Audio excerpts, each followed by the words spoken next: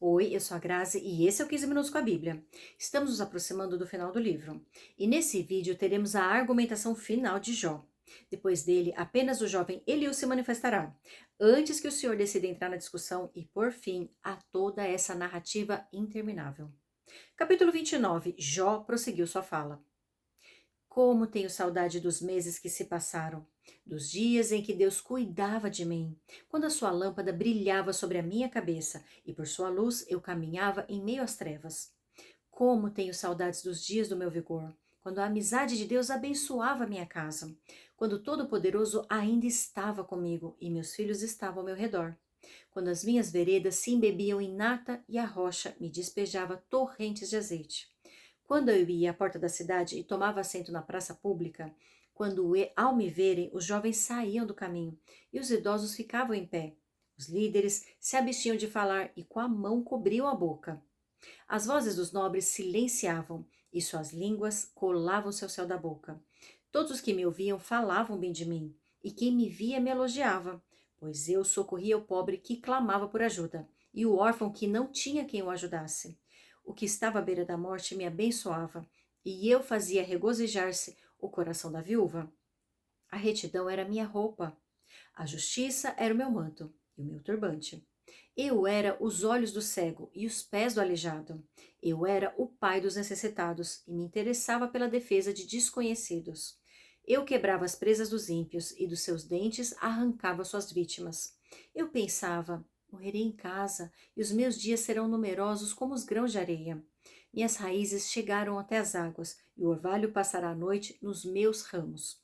Minha glória se renovará em mim, e novo será o meu arco em minha mão.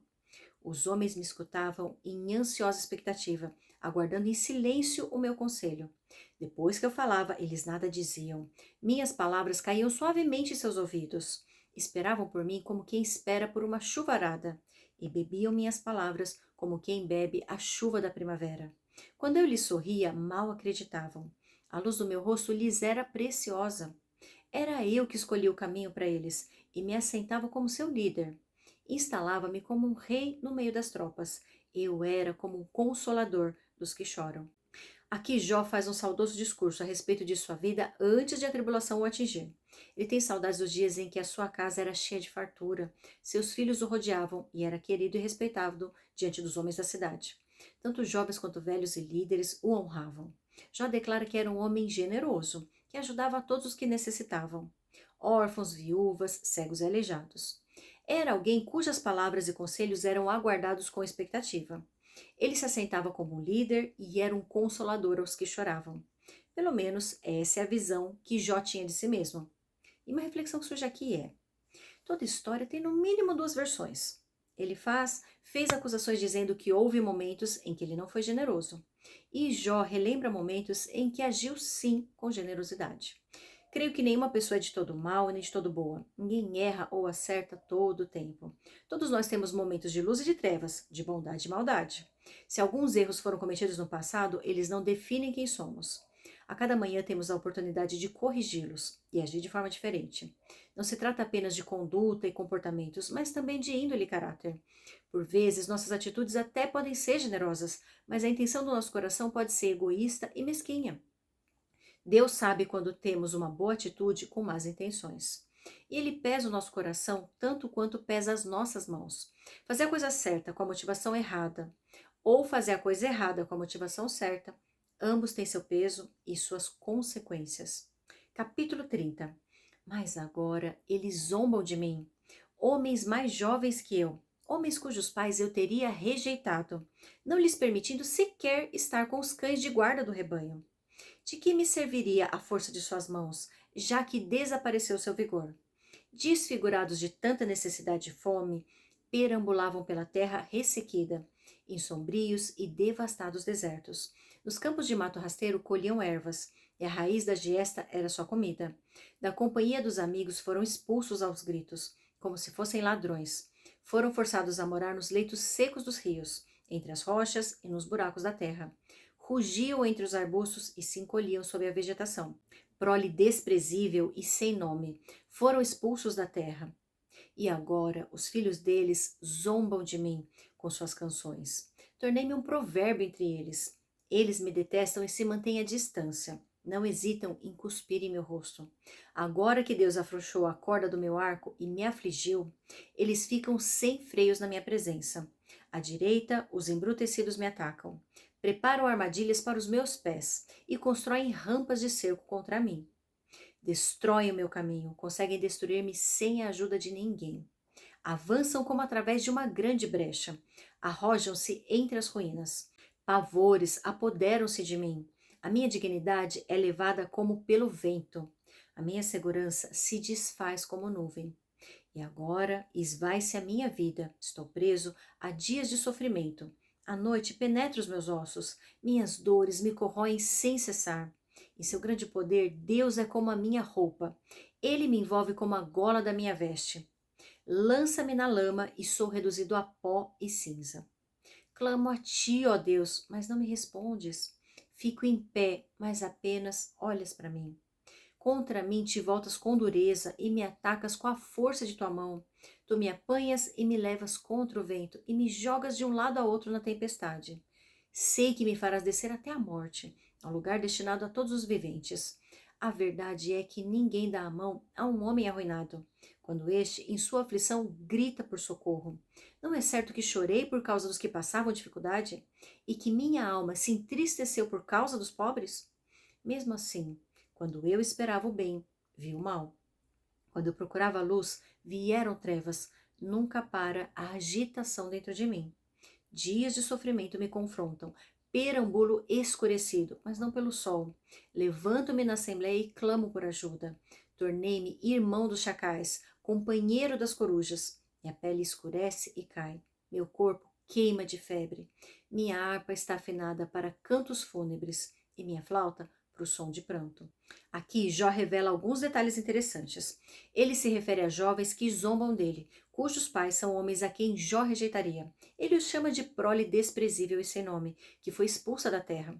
Fique imaginando quem seriam esses homens a quem Jó se refere. Estrangeiros, escravos? Será que não seriam eles a quem ele faz se referir anteriormente? Um ponto que me chama a atenção é quando ele afirma que ninguém dá a mão a um homem arruinado, quando este, em sua aflição, grita por socorro. Logo em seguida, ele pergunta se não chorou pelos que passavam dificuldade e se sua alma não se entristeceu por causa dos pobres. Imagino que talvez Jó tenha sido indiferente ao sofrimento de algumas pessoas, provavelmente servos ou estrangeiros. E talvez, nesse ponto, encontre-se nele alguma culpa. Capítulo 31. Fiz acordo com os meus olhos de não olhar com cobiça para as moças, pois qual é a porção que o homem recebe de Deus lá de cima? Qual a sua herança do Todo-Poderoso que habita nas alturas? Não é ruína para os ímpios, desgraça para os que fazem o mal? Não vê ele os meus caminhos e não considera cada um dos meus passos? Se me conduzi com falsidade, ou se meus pés se apressaram a enganar, Deus me pese na balança justa, e saberá que não tenho culpa. Se meus passos desviaram-se do caminho, se meu coração foi conduzido por meus olhos, ou se minhas mãos foram contaminadas, que outros comam o que eu semeei, e que as minhas plantações sejam arrancadas pelas raízes. Se o meu coração foi seduzido por mulher, ou se fiquei à espreita junto à porta do meu próximo, para que a minha esposa moa cereal de outro homem, e que outros durmam com ela, pois fazê-lo seria vergonhoso, crime merecedor de julgamento. Isso é um fogo que consome até a destruição. Teria extirpado a minha colheita.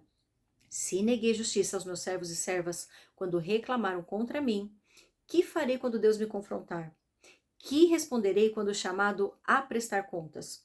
Aquele que me fez no ventre materno, não os fez também? Não foi ele quem nos formou, a mim e a eles, no interior de nossas mães?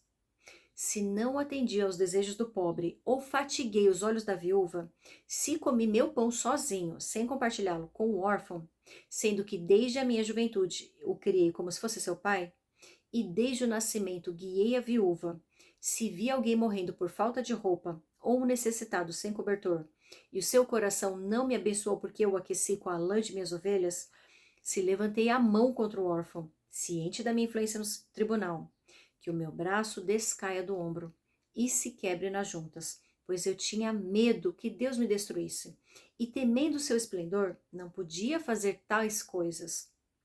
Se pus no ouro a minha confiança e disse ao ouro puro, você é minha garantia, se me regozijei por ter grande riqueza, pela fortuna que as minhas mãos obtiveram, se contemplei o sol em seu fulgor e a lua a mover-se esplêndida, e em segredo o meu coração foi seduzido, e a minha mão lhes ofereceu beijos de veneração, esses também seriam pecados, merecedores de condenação, pois eu teria sido infiel a Deus, que está nas alturas. Se a desgraça do meu inimigo me alegrou, ou se os problemas que teve me deram prazer, eu, que nunca deixei minha boca pecar, lançando maldição sobre ele, se os que moram em minha casa nunca tivessem dito, quem não recebeu de Jó um pedaço de carne? Sendo que nenhum estrangeiro teve que passar a noite na rua, pois a minha porta sempre esteve aberta para o viajante. Se escondi o meu pecado, como outros fazem, acobertando no coração a minha culpa, com tanto medo da multidão e do desprezo dos familiares, que me calei e não saí de casa, ah, se alguém me ouvisse! Agora assino a minha defesa. Que o Todo-Poderoso me responda. Que o meu acusador faça a denúncia por escrito. Eu bem que a levaria nos ombros e a usaria como coroa. Eu lhe falaria sobre todos os meus passos como príncipe. Eu me aproximaria dele. Se a minha terra se queixar de mim e todos os meus sulcos chorarem, se consumir os seus produtos sem nada pagar, ou se causei desânimo aos seus ocupantes, que me venham espinhos em lugar de trigo, e ervas daninhas em lugar de cevada. Aqui terminam as palavras de Jó. Aqui Jó faz mais algumas argumentações a respeito da integridade de sua conduta. Ele fala sobre fidelidade, honestidade, generosidade, hospitalidade e mais tantas outras virtudes que são esperadas de um homem íntegro e temente a Deus.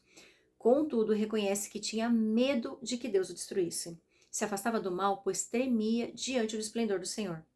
Creio que uma falha no caráter de Jó era fazer as coisas por medo da punição, e não porque cultivava um profundo respeito e obediência. O relacionamento com Deus não pode ser mantido com base em uma relação de troca, mas sim baseado no amor. Nós agimos dessa ou daquela forma para não sermos punidos, mas porque amamos a Deus e queremos fazer o que lhe agrada. Na sequência, conheceremos um novo personagem, Eliú, um jovem que acompanhava o discurso dos 4 homens e que até agora não havia se manifestado. Eu te vejo, no capítulo 32.